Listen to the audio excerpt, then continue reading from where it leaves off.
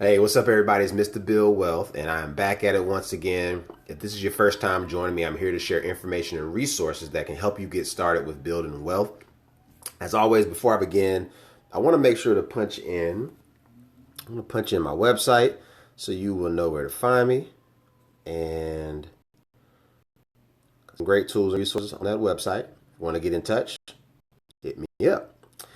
All right, so this session we're going to be talking about college and how expensive it is. And this topic came about with it was a client meeting I had 2 weeks ago.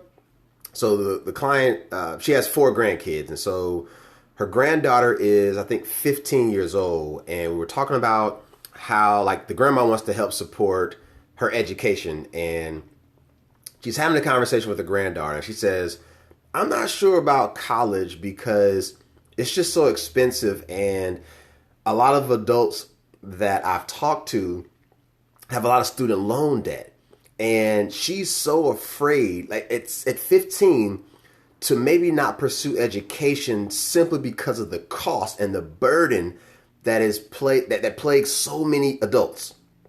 And my client was like, it kind of hurt her a little bit. She said, isn't that like, she's 15 and has heard so much about debt and student loans that she doesn't even want to go to college because of it. That's how crazy student loan debt is in this country. That this young lady is 15 and is questioning whether school is even the route she should go. And so her grandma's, of course, telling her about the other options, because I think part of the problem people have is they think it has to be a 4-year institution. No, it's trade schools, right? Maybe you want to pick up a trade. Maybe it's community college for those first couple of years, simply to take care of like those general education types of courses. It's a great option. But I think society has told us that if you don't go to a 4-year institution, then you're like not good you can't be good in life. You can't be a success. And here this girl is 15 years old and is already questioning whether education is the route she should go. And so it's crazy to know that having money makes all the difference. Like, just in this example that I'm giving, if this young lady's parents had the money or had been saving since she was an infant, I think she would have a totally different outlook on life. But society has told her that going to college is very important, but it's so expensive, and people have student loans and people complain about the debt, that it's already got her nervous about pursuing education. College is expensive. We got that. I don't think it's going to go down in cost, but we've got to start thinking about what else we can be doing with our families to maybe help them get past this. Like, I hate that this young lady said that to her grandma, my client. Like, I hated it. And the grandma's like, you know what? We're going to figure this out. We're going to figure this out. And, grandma wants to support to the best of her ability, but it opened up this other conversation around what she wanted to do in life, and is college even the route she wants to take? So, you're 15, you're thinking about the world, you're thinking about the big picture, you're thinking about your education. This is why I stress to a lot of parents to really start saving for your kids' education from day one.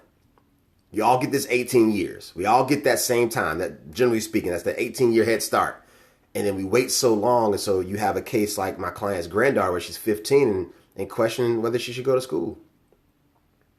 I think the other problem is like, when you go through school, and depending on where you grow up in your community, like, some of your friends just may want to go to school like at the local university, and maybe they can all afford it, but you can't. So now your friends are going to maybe go off to this school, and you want to be there with them. Like, that's why a lot of people got student loan debt. They went to a certain college simply because of their friends. Now, hopefully all of y'all graduated, but a lot of kids internalize that when you realize that your family can't afford for you to go to that school. And so I think this young lady's grandchildren, they're down in LA. So she's like, her friends want to go to UCLA and USC, and those schools aren't cheap.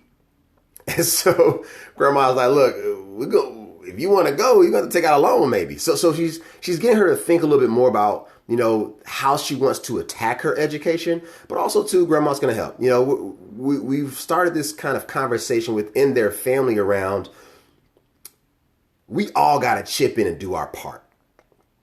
It's not right for this young lady to be 15 and questioning whether she can go. Now the family needs to start having this conversation a little bit more, because I don't think college is going to get any cheaper.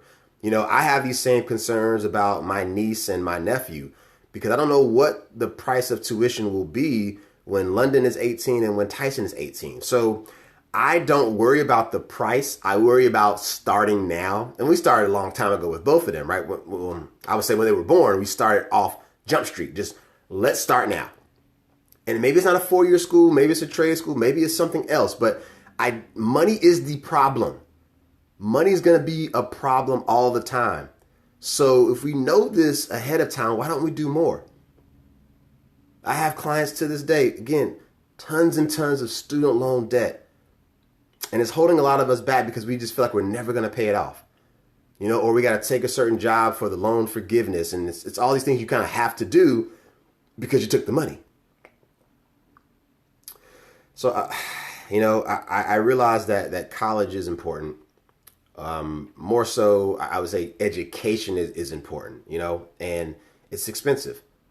And so if you are a parent or you know of parents, like, you need to start really thinking about, if I have young children, do I even want them to go to school? And if so, let's start throwing some dollars into an account. Let's start now.